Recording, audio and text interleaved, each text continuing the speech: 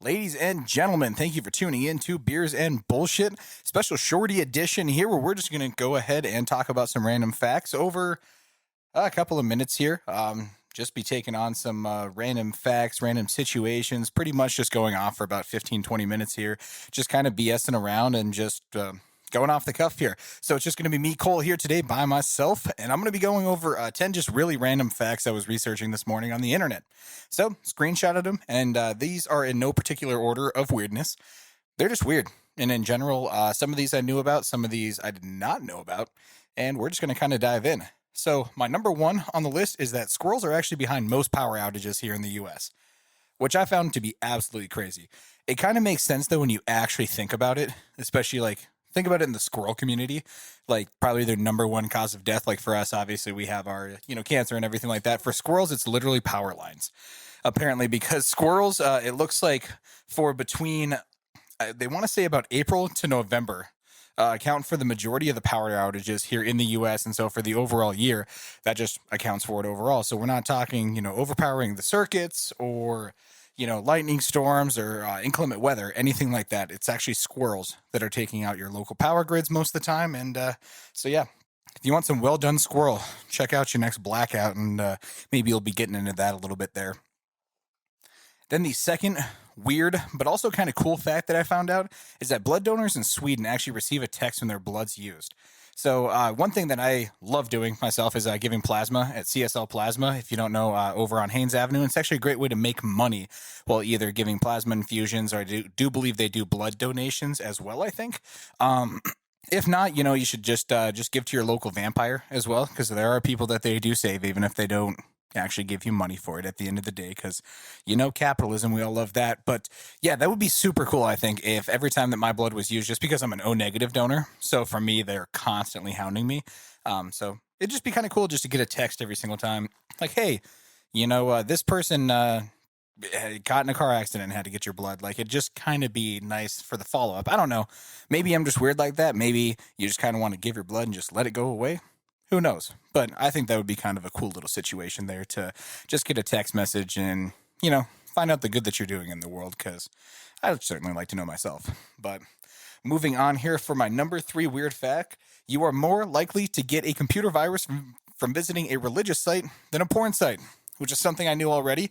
I guess if you're a virus person and you're just out there just to make the world a shittier place, I imagine these people also double park in handicap spots, don't return their carts. A lot of superstore related grief there, and kind of anger with these types of people. But anybody who puts a virus, I would imagine, would be on a more consistent site.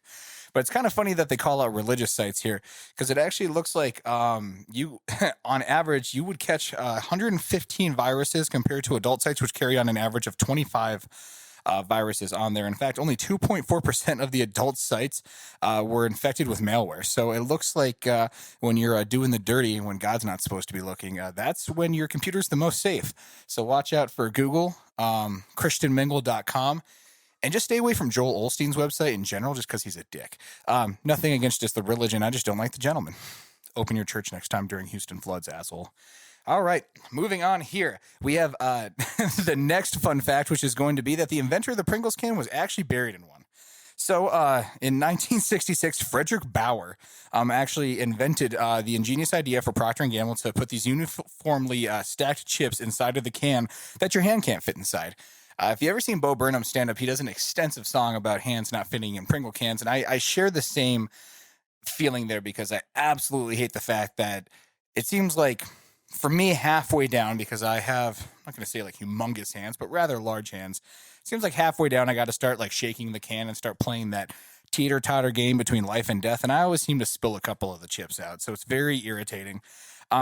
Side rant over there. But yeah, it looks like Frederick Bauer, the guy who invented the Pringle can, is actually buried in one. So it was his dying wish when he died at 89 years old. His children stopped at a Walgreens on the way, and they actually had a small debate in the parking lot over what flavor to bury him in, but they ended up going with the original classic red can. So I guess kind of a fitting death, but a little weird also, if you ask me. I don't know. So moving on to my next fun fact, I believe now we are at, let's see, we had the squirrel, we had the blood, We had the viruses. We had the Pringles can thing. So number 5, we're looking at sunglasses were actually originally designed for Chinese judges to hide their facial expressions in court, which is really interesting. I'm wondering when this became enacted here.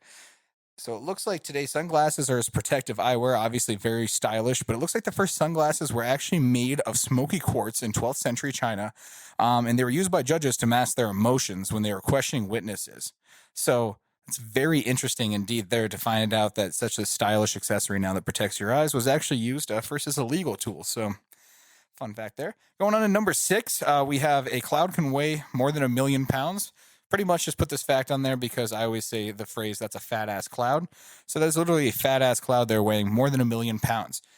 Looks like clouds are not as light and fluffy as they appear. They can weigh up to 1.1 million pounds. Fortunately, the clouds still can float, but for some reason, I can't have a vertical leap over 36 inches and make it into the NBA. So I guess good for the clouds. Whatever. Moving on to another fun fact. Number 7, a human can swim through a blue whale's veins. Makes what was it? Noah's escape from a whale a little less impressive now, considering you could probably get out in almost any point of a whale. Because whales are probably, 40, 50 feet at the end of the day? But it looks like the blue whale is the world's largest living creature. It's even larger than most dinosaurs were back in the day. And the biggest blue whale can be up to 100 feet in length and can weigh over 100 tons. Their hearts alone can weigh up to 1,300 pounds, which is well over halfway to a ton. And are the size of a small car. So imagine that if the veins are the size of a small car, or the heart is the size of a small car, then the veins got to be like the doors to there. So, I mean, I don't know if myself as a larger human being, I would be able to fit there through, but gentleman Paul next to me weighing about $1.05 could probably fit through. All right, moving on to the next one. It looks like I saved here number 8 that Australia has pink and purple lakes. It's one of the definitely things on my bucket list that I would love to check out is to go to the colored lakes that they have in Australia. It looks like Lake Hillier sits on the edge of the Middle Island, which is off the coast of Western Australia, and it's known for its vibrant pink color, which is due to the presence of algae, which, can dye these lakes pink and often purple. It kind of creates a reddish dye and gives it a bubblegum-like appearance. And, even despite the higher salt levels, the lake is actually still able to swim in. So that's probably one of the biggest life goals of mine is when I do travel to Australia, I would love to actually just kind of take a step in this lake, grab some pictures there because it's one of the unique things in nature you don't really get to see too often. And so that's just a really fucking cool thing. At the end of the day, I mean, if you're telling me you wouldn't want to, then I guess, all right, whatever. Moving on to the next one. Here we got number 9. Almost 163,000 pints of Guinness are wasted in facial hair each year. That's right. An actual research study commissioned by Guinness found that an estimated of 162,719 pints of the Irish Stout go to waste every year via mustaches. The study has found that 0.56 milliliters of Guinness gets trapped in the average beard or mustache with each sip, and it takes about 10 sips to finish a pint. With an estimated of 92,370 Guinness consumers every year, just in the UK alone have facial hair. Which is absolutely crazy to think about. I mean, just the Guinness that is consumed in Europe alone. I mean, let alone the U.S., because I know several of my friends who are huge stout and huge Guinness drinkers. And it's like, so assume they consume on average, just the 92,370 Guinness consumers in the UK that have facial hair. They consume on an average of 180 pints each year, and the total cost of the wasted Guinness, get this, $536,000. So the moral of the story is leave the mustaches back in the 70s and just go ahead and rock a beard like a gentleman. Just kidding. I'm just jealous because I can't grow a mustache myself because I'm apparently not quite an adult yet at 26, almost 27 years old. But apparently that's between me and God at this point. And finally, last but not least, which is something I absolutely love. If you have seen the movie Eurovision with Will Ferrell and Rachel McAdams, I absolutely love this, and it turns out it is true because the majority of the people in Iceland believe in elves. So in 2007, the University of Iceland surveyed, and they found that 62% of Icelanders believe in real-life elves. In fact, in 2014, protesters claimed a proposed highway would destroy an elf church, which to many was just a gigantic rock. Eventually, the church was moved to a safe place so that it could not be harmed, and the construction continued. The rock weighed 70 tons and required a crane to move. And so the people literally petitioned to save this elf church that they believe that these elves are hiding out in. And the preservation of places important to elves is very significant to Icelanders. The country's elf history dates back to like the Vikings era, so probably around the year 1000. So once again, we're looking 1,000 years ago, millennia. To the Icelanders, these elves are not just tiny figures who build toys for Santa. They actually look very much like humans and can range in size.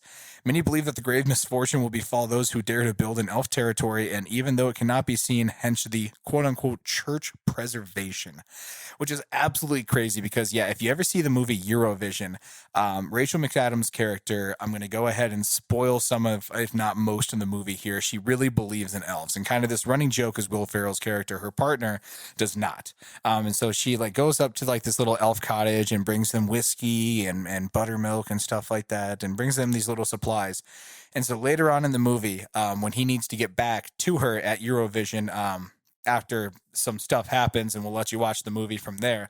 But he goes out there with the gentleman who actually ends up trying to kill him. And right as they're outside of the elf cottage, all of a sudden you just see the guy drop, and there's a little knife in the back, and the elf cottage is closing. And all of a sudden he's like, "Thank you, elves. I'm going to leave this knife here in case you have other murders to commit." So I guess moral of the story is, especially if you're in Iceland, is to just believe in elves and treat them with respect. Give them their alcohol and their buttermilk and everything, and definitely don't try to murder anybody in front of an elf cottage, and do not try to build an interstate across an elf church. Just don't fuck with the elves, apparently, because it's not just Christmas that'll be affected, it'll be your entire life. So that is going to be just a top 10 little Sunday special facts here. I'm recording on Sunday, so I hope you guys like it. Any weird suggestions, facts, message me, or, just post it up in the comments section of this release here. Once again, this is Beers and Bullshit, and we are out.